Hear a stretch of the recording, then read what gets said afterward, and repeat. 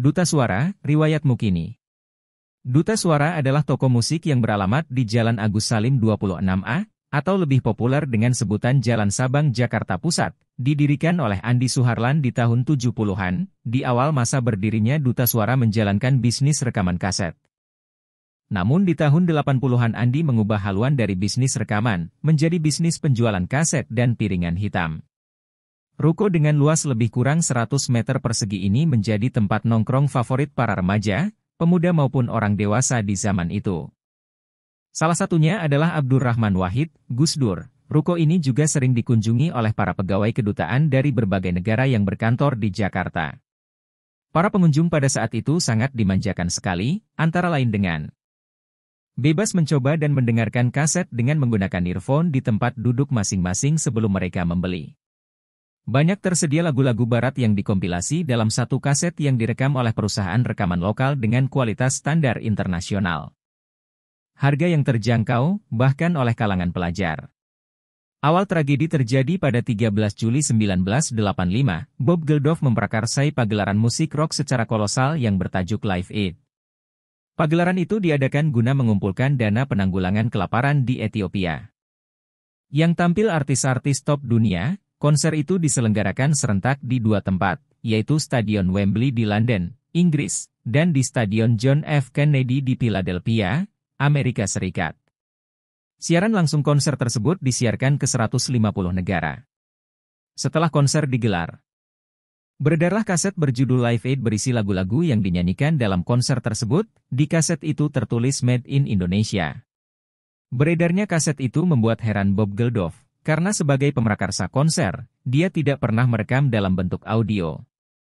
Kecuali satu lagu Dancing on the Street. Ternyata perusahaan di Indonesia merekamnya dari video konser itu dan memproduksi kaset Live Aid kemudian memasarkannya di dalam negeri dan mengekspornya keluar Indonesia. Bob Geldof marah dan mendatangi KBRI London pada awal November 1985.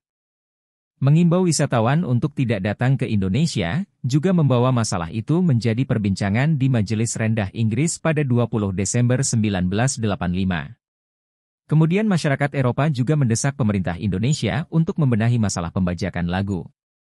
Saat itu, secara hukum pembajakan di Indonesia tidak dapat ditindak, sebab Indonesia telah keluar dari Konvensi BEN pada tahun 1958, artinya Indonesia tidak ikut dalam Perjanjian Hak Cipta Internasional. Selain itu, di dalam negeri sendiri juga belum dibuat undang-undang anti pembajakan.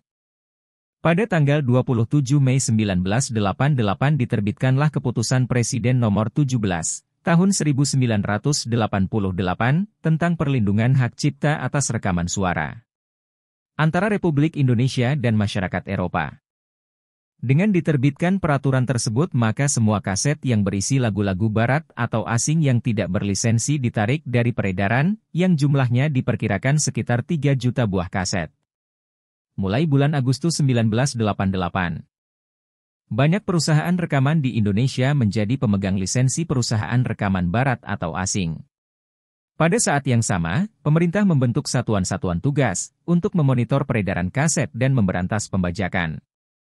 Inilah awal dari kemunduran bisnis penjualan kaset dan piringan hitam di akhir tahun 80-an, di mana salah satu akibatnya dirasakan langsung oleh para pengunjung dan penikmat musik yang tidak lagi mendapatkan layanan atau fasilitas seperti tidak dapat mencoba dan mendengarkan kaset dengan menggunakan earphone, kaset disegel dalam bungkus plastik, khususnya lagu barat atau asing.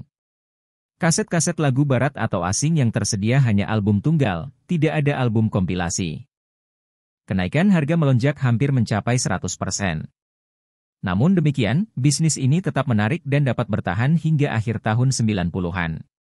Setelah itu perlahan namun pasti, dengan munculnya layanan musik digital seperti Spotify, SoundCloud, YouTube, Apple Music, JOOX, dan yang lainnya.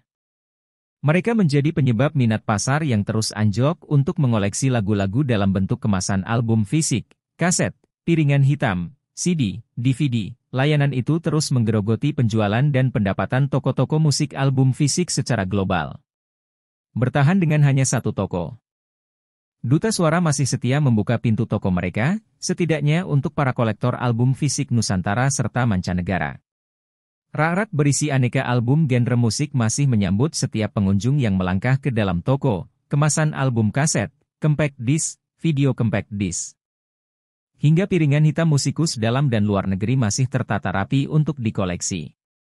Terima kasih Duta Suara, yang telah menemani dan memanjakan kami generasi, Baby Boomers, dengan alunan musik dan lagu Under Pressure dari Queen bersama David Bowie, serta album Badai Pasti Berlalu dari Chrisye.